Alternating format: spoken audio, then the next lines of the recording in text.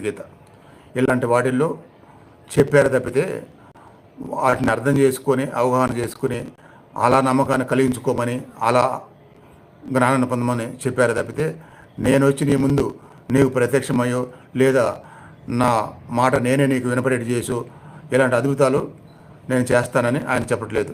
అలా ఎందుకు చేయరనే దానికి ఈ వాక్యమే సృష్టి రహస్యాలు విశేషరహితంగా వెల్లడి కావాలని ఆశించరు. శ్రీ వెంకటేశ్వర గారు అలవాటుగా కనిపించే మౌనం ఆయన పొందిన గాఢమైన ఈశ్వరానుభూతుల వల్ల కలిగినది. ఆత్మసాక్షాత్కారం పొందని బోధకుల దినాలను ఆక్రమించుకునే దివ్య దర్శన సంబంధమైన అంతులేని ప్రసంగాలకు ఆయన వద్ద సమయం లేదు. హిందూ పవిత్ర గ్రంథాల్లో ఇలా చెప్తారు, మెరకనేటువంటి మందబుద్ధుల్లో చిన్న చిన్న ఆలోచన చేపలే మహా సంక్షోభం కలిగిస్తాయి. మహాసముద్రాలు వంటి మనస్సుల్లో దివ్య ప్రేరణల తిమింగలాలు ఏ సంచలనం